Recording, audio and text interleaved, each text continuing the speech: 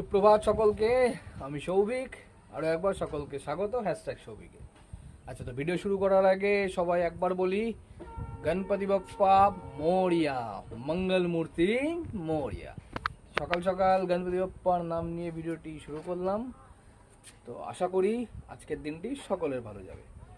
তো আজকের ভিডিওটি করছি কি কারণে? আজকের ভিডিওটি করছি এই কারণে, তোমরা জানো কি না, আমাদের উত্তরবঙ্গের প্রতিটি লোকের কাছে বলছি আমি, আমাদের উত্তরবঙ্গের প্রতিটি লোকের কাছে এমন একটা ওষুধ রয়েছে, যেই ওষুধটা খারাপ মনকে মাত্র মাত্র 2 সেকেন্ডে ভালো করে দেয়। মাত্র 2 সেকেন্ড, এতটুকু বলছি, মাত্র 2 সেকেন্ডে যে কোনো কারো রাগ, মন খারাপকে ভালো করে দেয়। কি সেই ওষুধ জানো?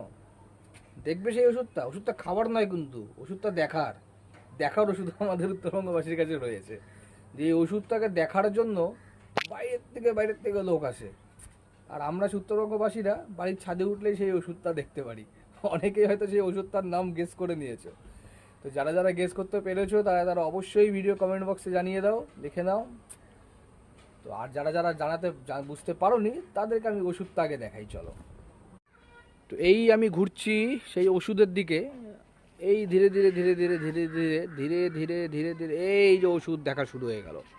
এই যে মনটা খারাপ ছিল আমার, মনটা ভালো হওয়া শুরু হয়ে গেল। এই মনটা ভালো হয়ে যাচ্ছে। আহা হা হা, কি দৃশ্য! মনটা একদম, মানে কি বলবো, অত বাংলা ভালো শব্দ আমার, শুদ্ধ শব্দ আমার জানা নেই। মনটা আপ্লুত হয়ে গেল, আপ্লুতই বলে আই থিঙ্ক। মানে খুব সুন্দর হয়ে গেল মনটা একদম তরতাজা হয়ে গেল। সকাল সকাল, এখন বাজে সকাল 7:30, ঘুম থেকে উঠে ছাদে এসেছিলাম, এসেই দেখলাম এই দৃশ্য। তো ভাবলাম আমি কেন একা উপলব্ধি করব, আমার যত ভাই বন্ধুরা আছে তাদের সাথেও না হয় উপলব্ধি করি, উত্তরবঙ্গের লোকেরা তো উপলব্ধি করছেই, কিন্তু উত্তরবঙ্গ বাইরে যারা রয়েছে তাদেরকেও না হয় এই দৃশ্যটা একটু দেখিয়ে দিই।